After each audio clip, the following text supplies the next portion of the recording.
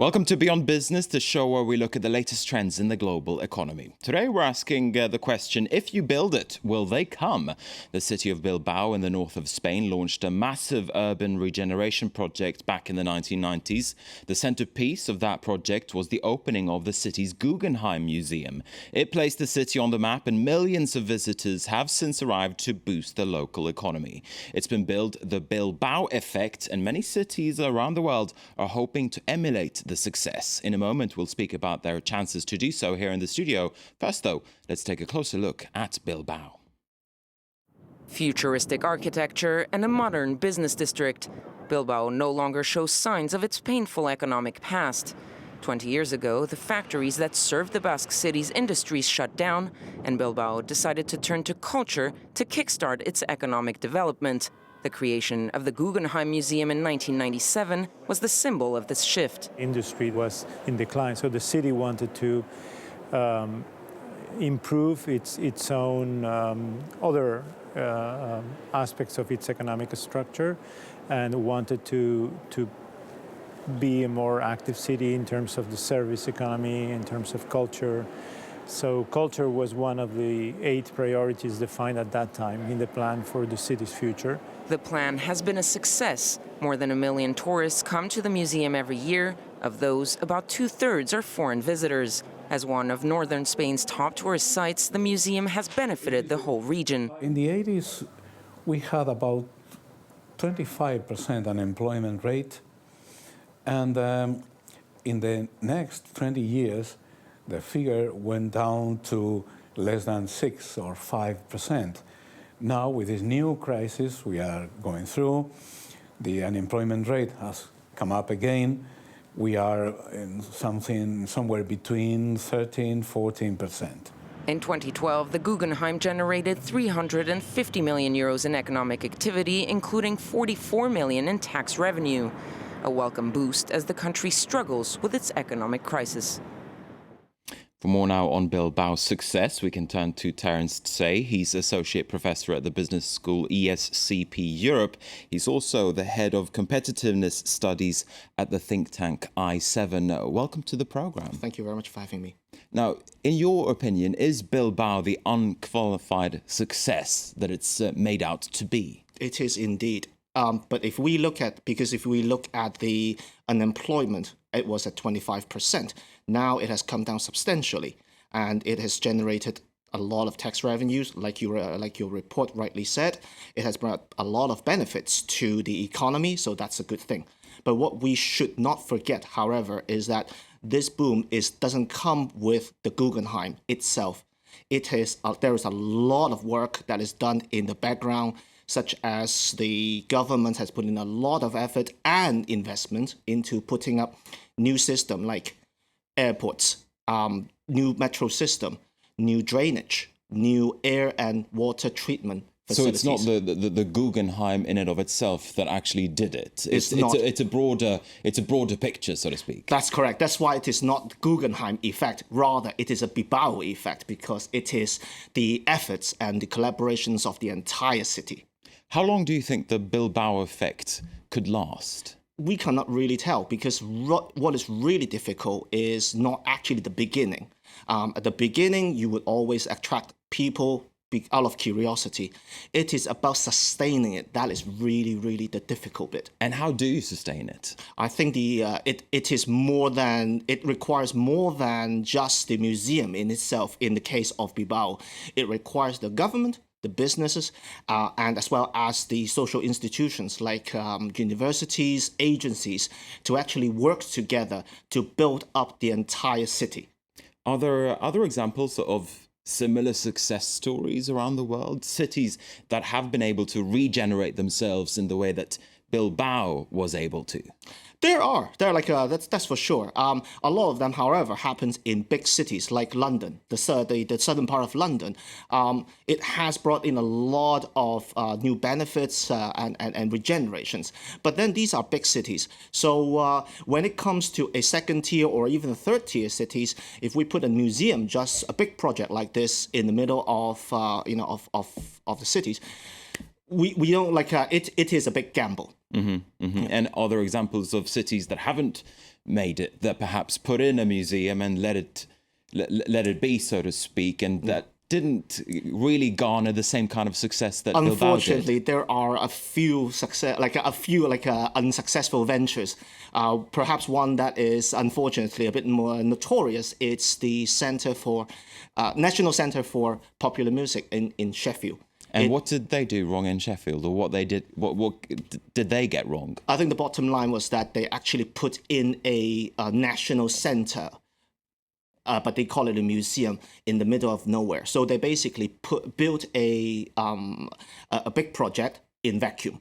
And that was the problem. Okay, now we're going to take a look at a French city that's hoping to emulate Bilbao's success. The city of Lens has recently seen the opening of a branch of the Louvre Museum, and locals, they are hoping to cash in. Let's take a closer look.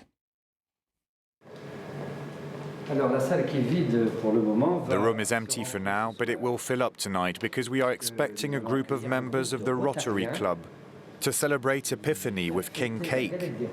So the restaurant will be full this evening. Since the Louvre opened a branch in Lens, a former coal mining town in northern France, Bruno Rosique has seen an influx of customers in his new restaurant. But not all businesses are benefiting from the museum's visitors. It's all been set up so they don't make it to the city centre. It doesn't make sense to have signs pointing to the museum and completely blocking out the heart of the city. In the future, we must make sure tourists come through the city. Lens, a town of 600,000 people, has a 17% unemployment rate, well above the national average. And the museum has yet to trigger significant changes. The Louvre Lens Museum has created between 400 and 500 jobs since its opening. But unemployment is still mostly linked to the general environment. We can't really see a shift as a result of the Louvre Lens Museum just yet. That shift could come from Eurolens. The group is working on logistic and digital innovation around the museum. Its goal is to create high-tech jobs that are in line with the Louvre's premium image and its success. In the past year, 900,000 people have visited the museum. More than 100,000 visitors come from the region. A quarter are foreigners, including more than 100,000 Belgians. 71 different nationalities. It's a real international success. The whole region is now waiting for the museum's success to turn into much-needed jobs. Okay, let's turn back now to Terence Say from the business school ESCP Europe. Let me first ask you about your reaction to what we've just seen. Do you think that Lens has what it takes? I think so, given one of the most important thing is this, as your report pointed out, it's not just that there is a museum. Museum in itself the Louvre Museum itself is just an icing on the cake.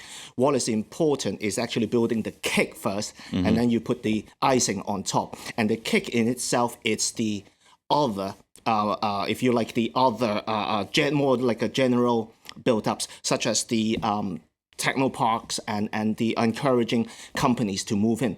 But also, as the gentleman in the program also said, it is the Louvre itself may bring new jobs, but more importantly, it is about like a cascading down the benefits to the general environment. Now, we can speak about the general environment. We heard the hope, at least, that the Lens Museum will, or the Louvre in Lens, will lower unemployment. Do you think that perhaps locals are hoping for too much when they're sort of looking at that potential future? I think so. Like if it is just lowering employment, it is not good enough. What is really important is to actually attract investments, and then gradually changing the ability of the region to produce value, such as rather than focusing on like what was in the past in terms of like it was mining. Now it should probably try to move into the more innovation, more other types of value-added activities. So just by lowering unemployment it's a good thing in itself, but it is in itself not enough to bring the whole region up. But we're seeing numerous examples of cities around the world that are trying to sort of go in the Bilbao direction. They're trying to walk in Bilbao's shoes, like Abu Dhabi, for instance, in the United Arab Emirates, Perth in Australia, and Belo Horizonte in Brazil. What kind of advice would you give to these cities in order to actually get there, get to the Bilbao effect? Right. I would say this. Do not simply focus on the number of visitors that the piece can attract, or the number of restaurants, hotels, or like retailers that could bring in. What is important is to actually look at the social impact of the region. If you look at Lens, for instance, yes, the Louvre is bringing in new jobs and 2 new hotels, but at the same time, it is raising the rent in the local area, as well as no more free parking. So I think it is the most important thing for any developers is to actually look at the project in a holistic way, and not just in the piece. And how do cities distinguish themselves if we are seeing a number of second-tier and third-tier cities doing exactly the same things? They're trying to build a museum, hoping for the fact that it could boost their local economy. How do cities, as I say, how do they distinguish themselves? Therefore, this is the reason why I have been saying that we should not just focus on the icing on the cake, like the museum, because it is nothing but it's just one last piece to actually complete the whole picture. What is important is actually the cake itself. If you have a cake, the real pleasure actually comes from the cake itself and not the icing. All right, Terence, it has been a pleasure to speak to you. Thank you very much indeed for coming here to France 24. And with that, we're going to wrap up this edition of Beyond Business. Thank you for watching France 24. Do stay with us. We have more news coming your way soon.